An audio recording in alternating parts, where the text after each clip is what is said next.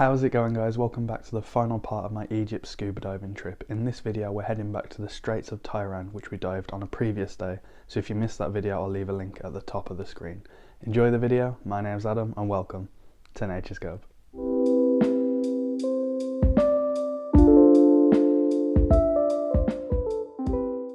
For the first dive of the day we were back at Gordon Reef. We already dived this site a few days earlier, so I won't give too much detail on it, but there's room on this one to go to around about 30 metres. And of course we had to kick the dive off with another giant moray eel. We saw so many of these on both of our trips to Egypt. They're amazing to see every single time, and they're probably one of the most intimidating things you'll come across.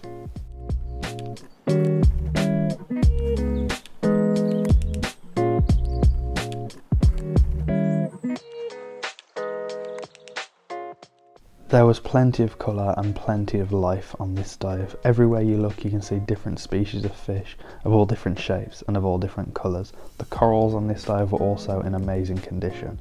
We saw a few clownfish like the one you can see on screen now, with a couple of anemones. They're never like you going too close and will chase you away if you breach their territory.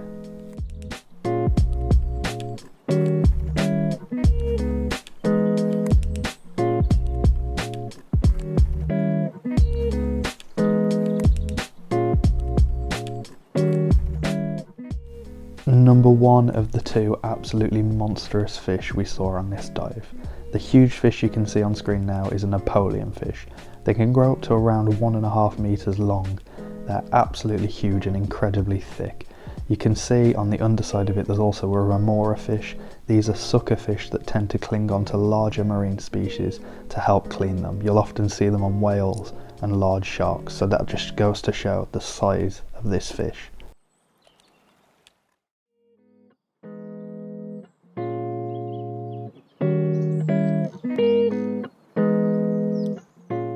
This is a scrawled filefish. We didn't see anything like this on any of the other dives. If you look really closely at it, it has this like electric blue lightning running through its scales. It was an absolutely beautiful and weird fish.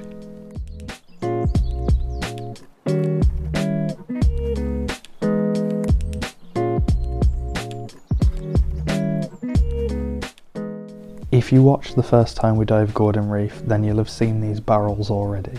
But these came from a shipwreck that was very close to the reef, and although they were put there technically by humans, they were made by humans and the shipwreck caused them to be there, they've now become a part of the ecosystem.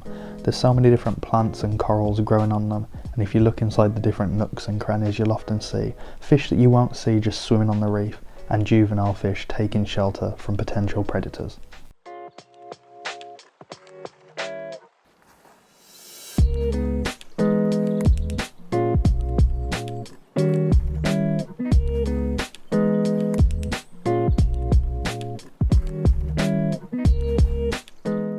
This blue spotted stingray was showing some really weird behaviour. We'd come across some stingrays before where they dug themselves maybe a centimetre or two into the sand, so they were difficult to see but you could clearly tell they were there. But this one was digging itself like a bunker, like a crater. The only reason I can assume for this is that it's digging itself a hole so that it can catch some prey.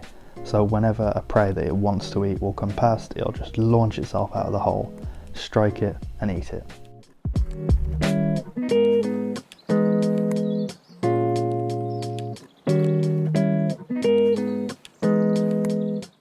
The second of the Napoleon fish we saw now, and this one was much larger than the first one. You can see another remora clinging on to the underside of the fish, but this one was huge and it was incredibly inquisitive.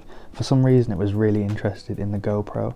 It circled our group of about 5 or 6 divers and wouldn't leave us alone for around about 5 minutes. It was incredibly curious and just wanted to know what we were doing.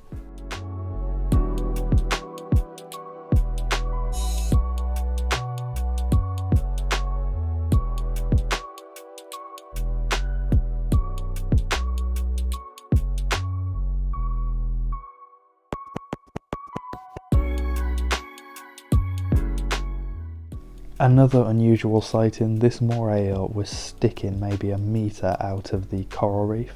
Usually they tuck themselves in as much as they can when divers are near, but this one was just showing absolutely everything. We had a really clear look at it. Myself and my dive buddy had a little bit excess air at the end of the dive, so our dive guide and the other divers head off to the boat, and we were told to just stick around the shallows for a few minutes and just look how many fish were gathered underneath the boat. It is amazing what you can see in the shallows. You often see these scuba diving videos and think it's the only way to do it, but a lot of the time you can see some of the same animals just by snorkeling.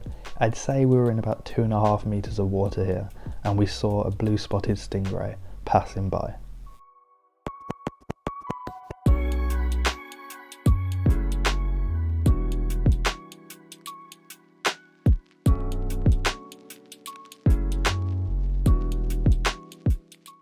The final thing we saw on this dive was this crocodile fish.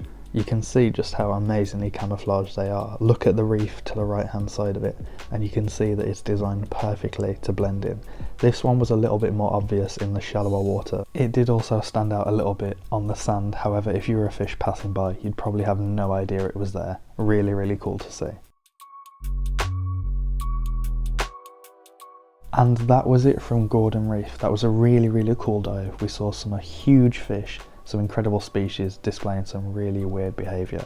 We then had a quick surface interval before we head back to our second dive site, which we've already done before on this trip, Jackson Reef.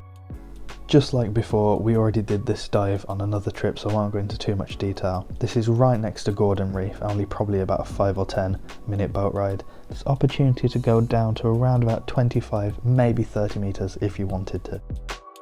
This was your classic wall dive, so one side of you you've got the blue and you keep an eye out there for the huge things, and then the other side of you you've got the amazing coral reefs and you see things like this stingray. So if you remember the one from the previous dive, you'll have seen the absolute crater that it's dug itself. This is what they usually do. It's about a 1 or 2 centimetre pit where they just cover themselves in sand to hide.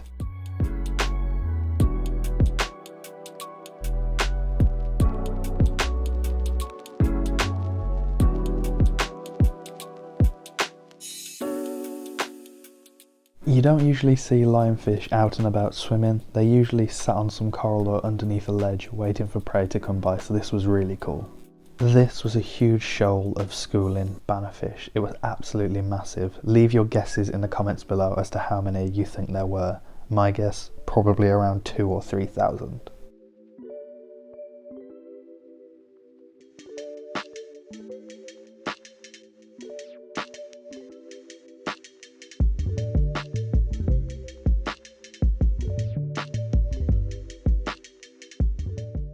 I wonder how long it takes you to spot this fish sat on some coral. We noticed it from quite far away, and as we get closer to it, it sort of gives us the side eye as to say, what are you doing here? Leave me alone.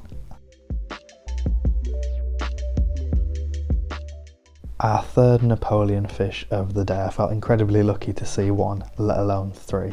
This one was just passing by though, it didn't really want to stick around. As you'll see in a second, there was dozens of divers on this site. It was really crowded and quite cramped, so I can understand why a fish of its size just wouldn't want to stick around. And as you can see here, there were dozens of divers. It's never nice when you go to a dive site and it feels really crowded. All you can see as I pan around here is bubbles absolutely everywhere. In my opinion, I feel like this amount of divers does scare off fish and does scare off definitely some of the bigger animals that maybe would have passed by. Anyway, that was it from Jackson Reef, and it was a short surface interval until our final dive of the day and what would end up being our final dive of the trip on Middle Garden. For those of you who don't scuba dive, if you're doing multiple dives in a day, you should start off with your deepest dive and they should get progressively shallower. This is why Middle Garden is a perfect final dive. There's only really opportunity here to go to around 15 meters, a great way to end the day and just relax. Honestly, I didn't film too much on this dive. It was the final dive of the trip and I wanted to just enjoy it, but I did capture some footage, like this lionfish sat under a rock. I also saw some juvenile fish which were sort of hovering above this piece of coral. I hope you can see them. They were absolutely tiny, maybe half a centimetre. And maybe disappointingly for you guys, that was all I filmed on this dive. I really didn't film much. I just wanted to relax and enjoy the dive and take it in. Egypt's quite an expensive place to come, so I knew I may not be here for another few years. It was also great to see the comparison between the 2 dive trips I've done here. The last time I dived here, it was in Egyptian winter. This time it was the back end of their summer, so it was really cool to compare the 2 different seasons. Thanks so much for watching. If you enjoyed the video, leave us a like, it really helps us out. Comment down below, have you been scuba diving in Egypt? What was the coolest thing you saw there? Let me know in the comment section, and subscribe to Naturescope to not miss a future video. We've got plenty more coming. Cheers again, bye bye.